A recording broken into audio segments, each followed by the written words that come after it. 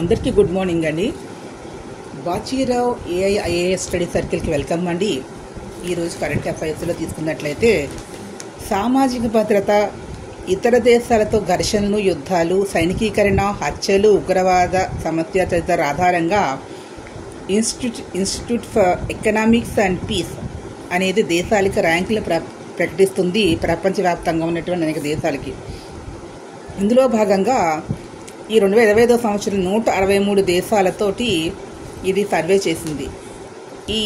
దీన్ని శాంతి సూచి అంటారు. ఈ శాంతి సూచీలో, ప్రపంచ శాంతి సూచీలో ఐస్లాండ్ ఎప్పుడు కూడా ఫస్ట్ ర్యాంక్ వస్తుంది. ఈసారి కూడా మొదటి ర్యాంకుని దక్కించుకుంది. ఐర్లాండ్ సెకండ్ పొజిషన్లో, New Zealand third, Australia fourth and Switzerland fifth, Singapore 6 తర్వాతి స్థానాల్లో నిలిచాయి. పౌరుల భద్రత, సాయుధ ఘర్షణలు, సమరాలు, సైనికీకరణ ద్వారా శాంతికి ఎక్కువగా విఘాతం కలుగుతున్న దేశాల జాబితాలో ఆఫ్ఘనిస్తాన్, యెమెన్, ఉత్తర Korea, DR Congo, Sudan, Russia, Ukraine వంటివి చేరాయి. ప్రపంచ శాంతి సూచీలో దక్షిణాసియా దేశాల ర్యాంకులు, అంటే క్వశ్చన్ ఫ్రేమ్ చేయవచ్చు. ప్రపంచ దేశాల్లో అసెండింగ్ ఆర్డర్లో, డిసెండింగ్ ఆర్డర్ కూడా అడగచ్చు. ఎస్పెషల్గా దక్షిణాసియా కూడా ఫ్రేమ్ చేయడానికి అవకాశం, మొత్తం గుర్తుపెట్టుకోవాల్సిన అవసరం లేదు. ఖచ్చితంగా ఇలాంటి క్వశ్చన్స్ ఫ్రేమ్ చేస్తారు. తప్పులు పెడితే మాత్రం మార్కులు పోతాయి. కాబట్టి ఇది నెంబరింగ్ గుర్తుపెట్టుకోండి. ర్యాంకింగ్స్లో భూటాన్ 21వ ర్యాంకు, ప్రపంచవ్యాప్తంగా 21, కానీ దక్షిణాసియాలో మాత్రం ఫస్ట్ దానికి. నేపాల్ 76, శ్రీలంక 97, ఇండియా 115 గుర్తుపెట్టుకోండి. Bangladesh 123, Pakistan 144, Afghanistan 158. Global peace index 2025. ఇక్కడ దక్షిణాసియా దేశాలు అసెండింగ్ ఆర్డర్లో తీసుకుంటే భూటాన్ 1వ స్థానంలో, నేపాల్ 2వ స్థానము, శ్రీలంక 3, ఇండియా 4వ స్థానంలో, దక్షిణాసియాలో 4వ స్థానంలో ఉంది. ప్రపంచవ్యాప్తంగా 115 స్థానం. ఇది గుర్తుపెట్టుకోండి. అలాగే డిసెండింగ్ ఆర్డర్ కింద నుంచి పైకి మనం తీసుకున్నట్లయితే దక్షిణాసియా దేశాల్లో ఆఫ్ఘనిస్తాన్ ప్రపంచంగా 158 అయితే ఆఫ్ఘనిస్తాన్ అనేది ఇక్కడ మనకి 1వ స్థానంలో ఉంది, లీస్ట్ పొజిషన్లో. నెక్స్ట్ వచ్చిన పొజిషన్ పాకిస్తాన్ 144, బంగ్లాదేశ్ 123, ఇండియా 115. కింద నుంచి పైకి తీసుకున్న ఫోర్త్, పైనుంచి కింద ఫోర్త్. అంటే ఇండియా అనేది పైనుంచి కిందకి మధ్యలో మిడిల్ ఆఫ్ ద ఉంది. ఇది గుర్తుపెట్టుకోండి. Very very important. Ascending, descending order ఓవరాల్గా ఇవ్వచ్చు, వరల్డ్ వైడ్గా ఉన్న కంట్రీస్ గురించి, లేదా ఎస్పెషల్ దక్షిణాసియా ఇవ్వచ్చు. ఇండియా 115 అని గుర్తుపెట్టుకోండి. Very very important. కరెంట్ అఫైర్స్లో క్వశ్చన్స్ ఈ విధంగా ఫ్రేమ్ చేయడానికి అవకాశం ఉంది. ఎస్పెషల్ సివిల్ సర్వీసెస్లో, స్టేట్లో కూడా.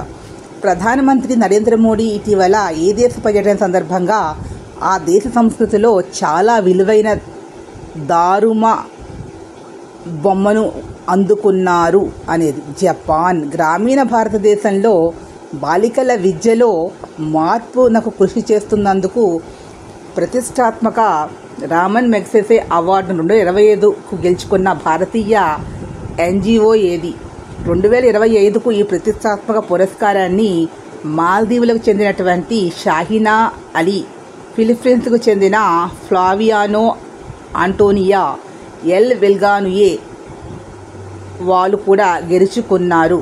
ఈ పురస్కారాన్ని గెలిచిన తొలి భారతీయ సంస్థగా ఇది ఘనత సాధించింది. Foundation to education girls globally educate girls అనేది గుర్తుపెట్టుకోండి. అంతర్జాతీయ బలవంతపు అదృశ్య బాధితుల దినోత్సవాన్ని ఏటా ఈ రోజు నిర్వహిస్తారు. అంటే ఆగస్టు 30. ఇలాంటివి అడగడానికి అవకాశం ఉంటుంది, గుర్తుపెట్టుకోండి. భారత విద్యుత్ మంత్రిత్వ శాఖ ఇటీవల విడుదల చేసిన state energy efficiency index NEEI 2024 ప్రకారం ఇంధన సామర్థ్యంలో దేశంలో తొలి 3 స్థానాలు ఇచ్చిన రాష్ట్రాలు మహారాష్ట్ర, ఆంధ్రప్రదేశ్, అస్సాం. ఆంధ్రప్రదేశ్ సెకండ్ పొజిషన్లో ఉంది అనేది గుర్తుపెట్టుకోండి. ఫస్ట్ 3 పొజిషన్లో Maharashtra first, second Andhra Pradesh, third Assam.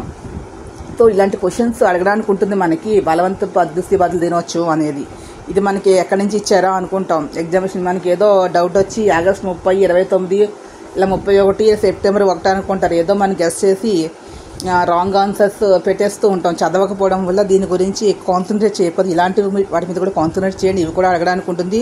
Negative marking ఉంది కాబట్టి వచ్చిన మార్కుల నుంచి మనం కరెక్ట్గా పెట్టి ఇలాంటి వాటి వల్ల 0.33 మార్క్స్ ఇలా మనకు 10 పోతే 100 మార్కుల్లో గెలిచిన 3 మార్క్స్ వరకు మనం కోల్పోవడానికి అవకాశం అనేది ఉంటుంది. ఇలాగే క్వశ్చన్ చేసినప్పుడు దీని ఇలాగ ఆగస్టు 30 రైట్ అవును సార్. అయితే అక్కడ 29 30, 31, 1 అని క్వశ్చన్ చేశారు. అప్పుడు ఏం చేస్తారు? ఇలాంటి క్వశ్చన్స్ మీకు ఆన్సర్ తెలియదు, అసలు చదవలేదు. అప్పుడు ఏం చేస్తారంటే రీసెంట్గా కరెంట్ ఇన్ఫర్మేషన్ మనం తీసుకున్నట్లయితే ఇది కరెంట్ అంటే ఇది ఇప్పుడు జరుపుతున్నారు, ఫ్యూచర్లో కూడా జరుపుతారు అంటే అనేది ఇక్కడ ఇది ఎక్కువగా ఎలా తీసుకోవాలి అంటే ఇది గతంలో అయితే జరపలేదు, ప్రజెంట్ జరుపుతున్నారు, ఫ్యూచర్ కూడా జరుపుతారు. సో ఇక్కడ ఎలా తీసుకుంటాం? గతం అనేది ఇక్కడ మనం డౌట్ఫుల్గా తీసుకున్నప్పుడు మనకి ఒక రకమైన మనం టెక్నికల్గా గెస్ చేస్తాం. మనం అలా గెస్ చేసేటప్పుడు దీని ఆన్సర్ 29 అవి కరెక్ట్గా 30 ఐడెంటిఫై చేయాలి అంటే దీన్ని ఒకటి మనం తరువుగా సబ్జెక్ట్ అయినా తెలియనప్పుడు ఇలాంటి క్వశ్చన్స్ అక్కడ క్వశ్చన్ మనం అర్థం చేసుకోవాలి. ఇది దినోత్సవాన్ని ఎప్పటి నుంచి జరిపిస్తున్నారు అంటే పాస్ట్లో లేదు, ప్రజెంట్ ఉంది, ఫ్యూచర్ ఉంటుంది. అంటే ఏం చేస్తున్నాం? పాస్ట్ అనేది ఉన్నప్పుడు అది ఓన్లీ ద ఆన్సర్ సి అవ్వచ్చు.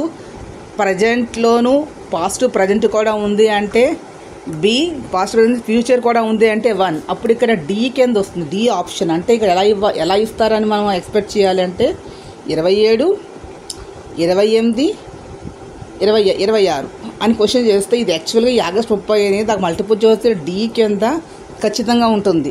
ఆగస్ట్ 30 అనేది 1 ABCDలో డి కింద 1, 2, 3, 4లో 4 కింద ఉంటుంది. ఇలాంటి క్వశ్చన్స్ ఆ విధంగా ఫ్రేమ్ చేస్తారు. ఎందుకు అంటే ఇది గతంలో జరగలేదు, ఈవెంట్ ప్రజెంట్ జరుగుతుంది, ఫ్యూచర్లో కూడా జరుగుతుంది. ఇన్ దిస్ టైప్ ఆఫ్ క్వశ్చన్స్కి most of the answer D అయ్యడానికి పాసిబిలిటీ ఉంటుంది. సో ఈ వీడియో మీకు నచ్చినట్లయితే please subscribe my channel. Thank you to all. ఇంకా లేటెస్ట్ కొత్త అప్డేట్స్తో మీ ముందుకు వస్తాను. Current affairs and science and technology. Thank you to all.